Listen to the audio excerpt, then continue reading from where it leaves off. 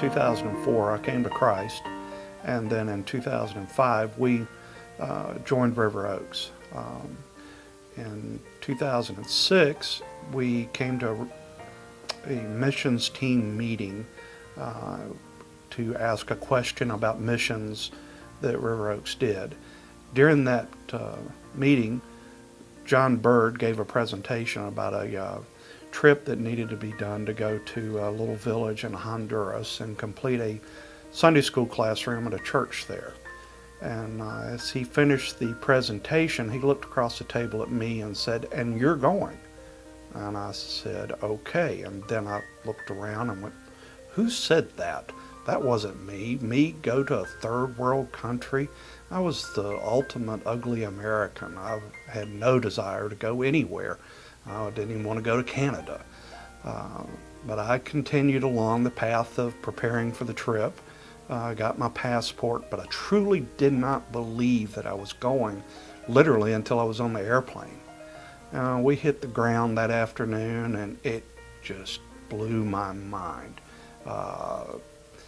Armed whacking hut security guards with sawed-off shotguns, crazy traffic, people everywhere, horns blaring, crazy driving.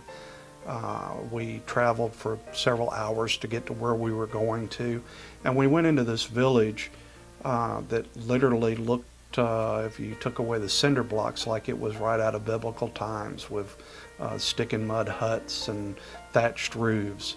And just, it was overwhelming. I had no real time to process it, and was exhausted, went to bed that night.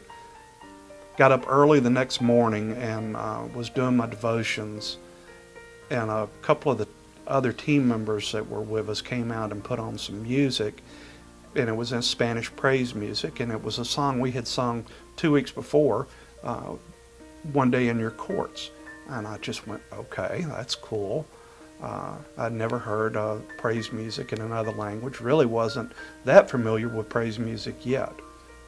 But I still was overwhelmed with this, what am I doing here type idea in my head.